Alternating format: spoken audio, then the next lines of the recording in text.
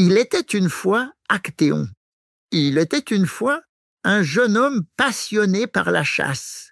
Il s'appelait Actéon et il était le petit-fils du roi Cadmos, fondateur de Thèbes. Actéon était courageux, habile, et personne n'égalait son adresse à l'arc. Il aimait parcourir les forêts, grimper les collines, poursuivre les cerfs rapides et les sangliers sauvages. La nature était son royaume, et il croyait pouvoir tout dominer. Mais un jour, son destin croisa celui d'une déesse qu'il n'aurait jamais dû voir. Ce jour-là, Actéon chassait dans les bois avec ses chiens fidèles. La chaleur du soleil était lourde et il décida de s'éloigner du groupe pour trouver un peu de fraîcheur. En marchant, il arriva près d'une clairière secrète où une source pure jaillissait d'entre les rochers. Là, il entendit des rires. Curieux, Actéon s'approcha doucement et ce qu'il vit le laissa sans voix. Autour de la source, dans l'eau claire, se baignait Artémis, la déesse de la chasse, accompagnée de ses nymphes. Elle avait posé son arc, laissé glisser son manteau et profitait d'un instant de repos loin des cris des hommes. Actéon recula, gêné, mais c'était trop tard.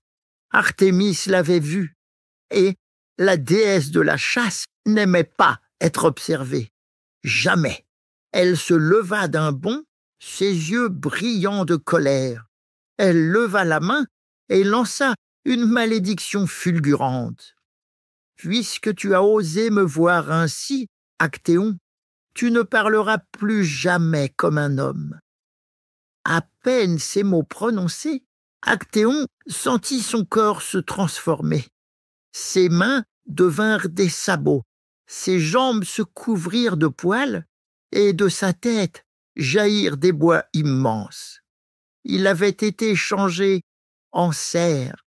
Effrayé, Actéon voulut appeler à l'aide, mais de sa bouche ne sortit qu'un brame sauvage.